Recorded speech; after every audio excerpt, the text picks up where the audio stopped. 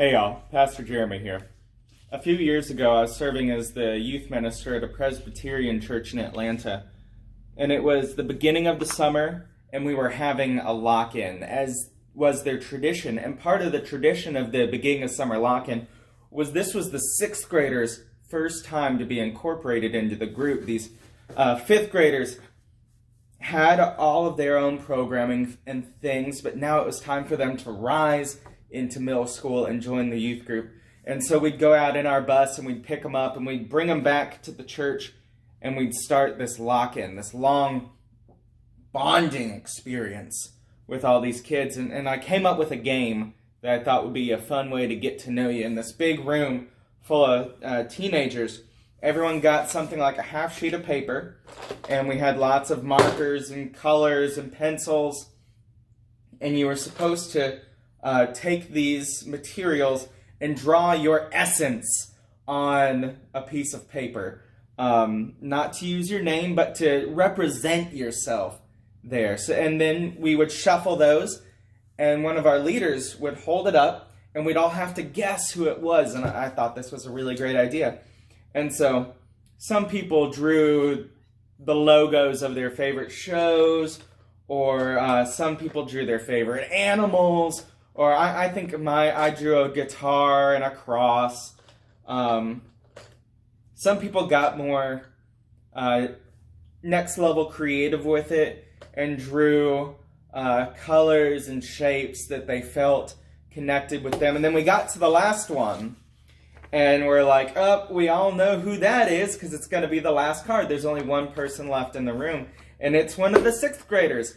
One that everyone knows is this really kind, sweet, thoughtful little boy. And the leader flips it over, and it's this mad cloud of scribbles of dark and angry colors. It's black, and it's purple, and it's red, and it's blue, and they're just jagged lines everywhere, and you can't quite tell. I've tried to recreate it here. Written in red Sharpie across the front, it says, "Rage!" Everyone knows who it is. And they'll kind of turn to him. And the leader, the young adult who's helping, is looking at us and says, "Why did you do this?" And the poor sixth grader, he said, "I just wanted to be honest. I know I'm not supposed to feel those things. I'm a Christian, but I'm still so angry." This is a very strange time in the world, in our country, in our city, in our church, in our lives. Whatever it is you're feeling, even those things that you know you're not supposed to feel, even those things you don't want to feel, maybe it's exhaustion or depression or fear or rage.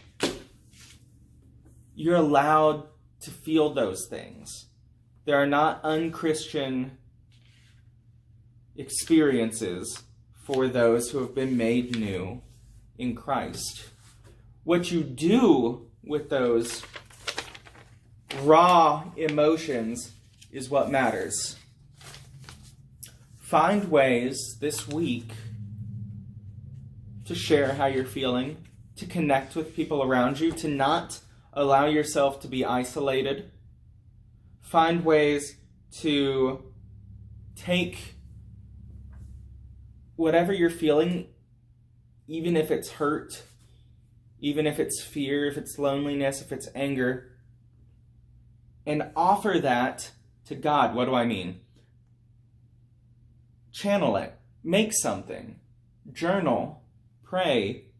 Find time to produce poetry or art or write that letter that you haven't yet. Use this energy that your emotions give you and create something beautiful in the world. And beautiful doesn't mean pretty. It's something honest.